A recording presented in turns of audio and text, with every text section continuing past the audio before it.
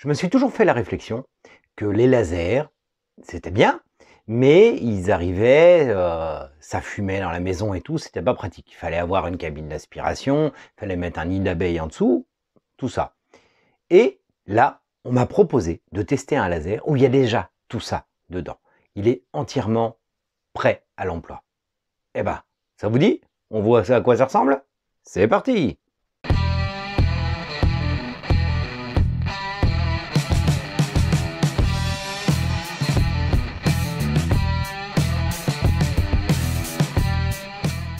Bonjour à tous et bienvenue sur Painters. Oui, aujourd'hui, on va tester un laser. Mais un laser un peu particulier, parce que d'habitude, ils arrivent plutôt sous ce format-là. Mais là, non. Il a déjà sa cabine autour, cabine d'aspiration et d'extraction. En plus, il a aussi également un nid d'abeilles dedans déjà fait, un récupérateur pour les cochonneries, une lumière pour voir ce qu'on fait. Donc en fait, il est prêt à servir directement, sans risquer de parfumer la maison à la découpe et pire, en découpant tout ce qui est matériaux plastiques, à risquer des empoisonnements parce que ça reste toxique. Donc, je vous propose de le découvrir avec moi. Quand Creality m'a proposé de le tester, quand j'ai vu ce que c'était, je me suis dit qu'il fallait absolument qu'on teste ça, voir si en plus il marchait bien. Tout d'abord, penchons-nous un peu sur leur site. On peut voir que le laser est encapsulé. Son prix est relativement correct au final pour un laser où il y a déjà tout cet équipement-là. On peut voir que la tête est équipée de pas mal de choses. Elle permet de détecter les départs de feu, mais également la salissure de la lentille, ce qui est plutôt rare. Ensuite, il y a une caméra intégrée qui va permettre le placement et prise de photos pour pouvoir graver exactement là où vous voulez, même si c'est pas tout à fait droit. On peut ainsi graver sans souci et sans se casser les pieds sur le positionnement. Et ça, c'est pareil, c'est livré avec. La surface est plutôt grande, ça fait partie des très grands lasers. Et là, on voit le bac de récupération et le nid d'abeilles positionnable, dont je vais vous parler un peu et vous montrer après. L'aspiration est fournie avec dans le cadre de la cabine, ainsi que l'extraction. Maintenant, il a l'air de bien graver, mais on va voir ça. Alors, ce laser, le voici. Il s'agit du Creality Falcon 2 Pro. C'est pas moi qui le dis, c'est la notice. Attention toutefois, notice en anglais. Mais franchement, elle est guère compliquée et on peut y arriver très facilement. Vous voyez, les étapes du montage sont très claires, étape par étape, et franchement, il n'y a pas besoin de lire. Alors, ce laser, comme vous pouvez voir, il est déjà encapsulé. Ce qui va permettre d'avoir déjà la cabine d'extraction de fumée. Il est doté d'une clé pour l'éteindre et que les enfants ne jouent pas avec, et d'un bouton d'arrêt d'urgence. Comme vous pouvez le voir, il est déjà fourni avec une pompe à air automatique qui est connectée au boîtier du laser, aussi bien pour le pilotage que pour l'air, et qui ressort à l'intérieur. Sur le côté, on peut voir le réglage de la vitesse de la pompe à air. Plus moins, il n'y a pas besoin d'agir sur la pompe en elle-même, tout se fait raccordé au laser.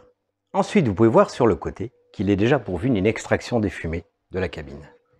Extraction des fumées qui, là aussi, va être pilotée par le fonctionnement du laser. Le tuyau est relativement long, on peut facilement le passer par une fenêtre. De l'autre côté, on peut voir où se branche l'alimentation. Il y a un bouton on-off, mais il y a également une prise en micro USB. Alors ne vous inquiétez pas, est fournie avec des adaptateurs de USB vers micro USB et de toute façon des câbles USB vers micro USB, il y en a deux. Tout comme les lunettes, même s'il est encapsulé, elles sont fournies avec. Et ici, il y a un lecteur de carte TF, parce qu'on peut aussi le faire fonctionner en carte TF. Alors, penchons-nous un peu sur les commandes. On peut piloter le laser ici, pour faire le frame, ce qui va permettre de cadrer, lancer quand il y a la carte là, quand il y a la carte TF qui est ici, et aussi déplacer le laser ou le remettre à son positionnement. Maintenant, penchons-nous un peu plus sur l'intérêt de ce laser, le fait qu'il soit déjà encapsulé. Alors ce laser, quand on l'allume, il est un peu comme un frigo. Il est entièrement automatique. Vous avez sur les côtés des petits boutons en position on ou auto. Aussi bien pour la lumière que pour l'extraction. Cette lumière, elle va nous permettre d'éclairer l'intérieur pour voir ce qu'on y fait, ou la mettre en auto. Si on la met en auto, tout comme l'extraction, qu'on peut mettre sur on pour envoyer directement, ou la mettre sur auto, qu'est-ce qui va se passer? Donc quand vous allez fermer la cabine, l'extraction d'air et la lumière vont se mettre en route tout seul. Et quand vous allez ouvrir, ça va s'arrêter. Également, si vous ne faites rien pendant un certain temps, et la lumière et l'extraction vont finir par s'arrêter tout seul, histoire d'économiser. Voilà. Et le temps est assez court s'il voit qu'il n'y a pas de fonctionnement. Alors, la lumière intérieure peut être aussi mise sur on pour qu'on puisse voir ce qu'on fait dans le placement dedans.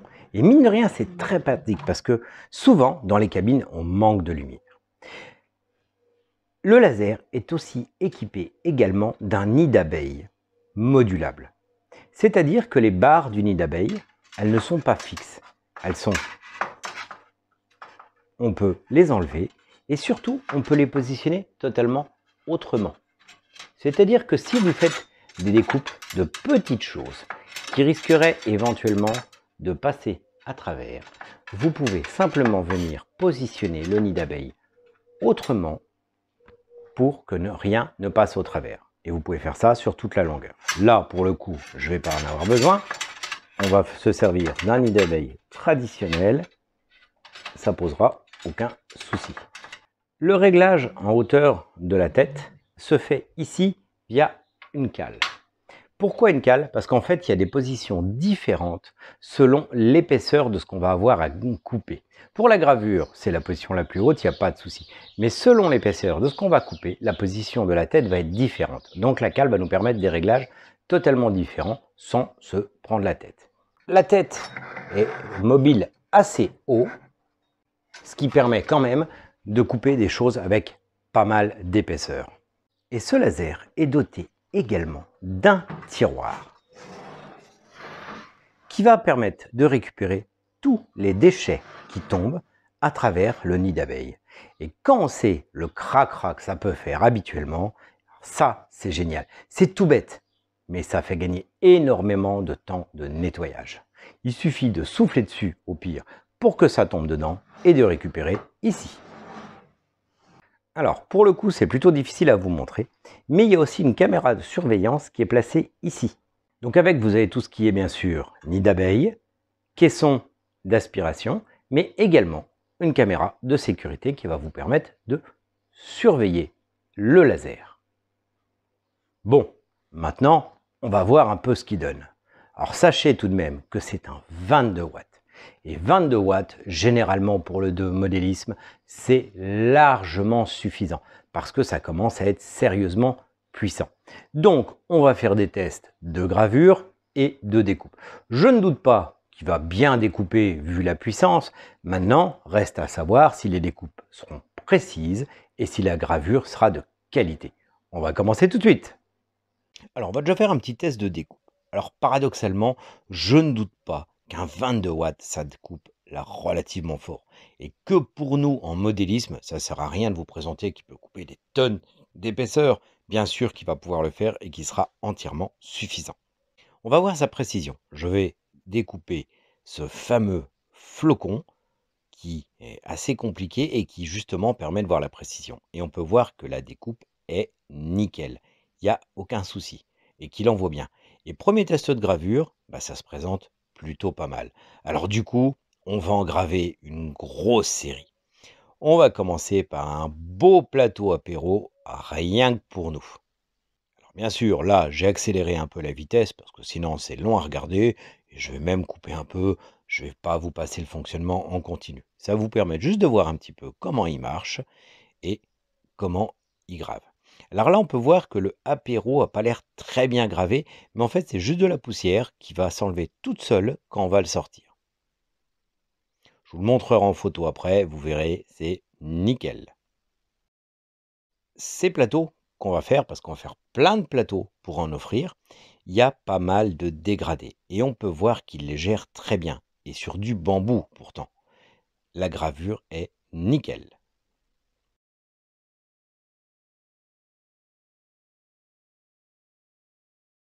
Bon, et ben en plus, il marche bien. Il est puissant, c'est un 22 watts. Pour le modélisme, franchement, c'est amplement suffisant. On peut découper à peu près tout ce qu'on veut, graver tout ce qu'on veut, il n'y a aucun souci. En plus, sa surface de découpe est quand même largement grande, donc ça permet d'avoir pas mal d'idées, de faire pas mal de choses. Le tarif, j'ai regardé. On pourrait dire qu'il est cher, mais comme tous les lasers. Mais vu l'équipement qu'il a déjà, il n'est pas si cher que ça parce que il n'y a pas besoin de racheter en plus. Le nid d'abeille à 2 positions, au cas où on coupe des petits trucs, c'est bien pratique. La lumière qui s'allume toute seule et l'extraction qui envoie toute seule, c'est génial. L'ouverture qui coulisse, mine de rien, il y a quand même pas mal d'accès pour aller mettre ce qu'on veut dedans. En plus, le capot peut se retirer complètement si vraiment on a besoin d'accéder encore plus. Donc c'est plutôt bien fait et l'extraction fonctionne plutôt bien. C'est quand même pratique parce que tout est fait d'un coup. On n'a pas besoin de rebricoler des trucs ou de trouver autre chose à mettre en dessous. Le nid d'abeille, tout est déjà présent. Donc c'est plutôt pas mal. Bon, l'inconvénient, c'est que si le laser tombe en panne, la cabine qui va autour et tout, bah, elle sert plus à rien. Je sais pas trop si on pourrait inclure un autre laser dedans. On pourrait peut-être mettre la cabine du dessus d'aspiration avec, mais alors par contre, il faudrait dériver l'électricité parce que ça irait pas sinon pour aspirer. Mais sinon, c'est quand même très pratique et génial. Le problème du laser, souvent, c'est l'odeur et la fumée que ça produit à la maison. En gravure, ça va encore, c'est pas bien méchant, il suffit d'ouvrir une fenêtre, ça va. Par contre, en découpe, tout de suite, vous avez un beau nuage de fumée à la maison. Détecteur de fumée, il va pas aimer d'ailleurs.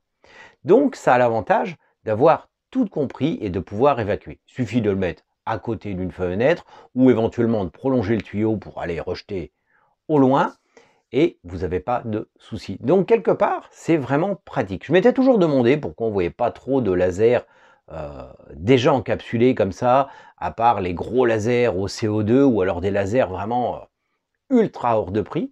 Et bien là, le grand public, on peut enfin avoir des lasers déjà tout prêts. C'est plutôt pas mal. Et en plus, il grave bien. Bon, en attendant, j'espère que la découverte de ce laser vous aura plu. Je vous remercie tous d'avoir regardé cette vidéo, surtout nos abonnés Tipeee qui nous soutiennent. N'hésitez pas à les rejoindre. Votre soutien, c'est vachement essentiel pour faire vivre la chaîne, pour pouvoir s'équiper de matos et de choses à peindre. Et puis moi, je vous dis à la semaine prochaine.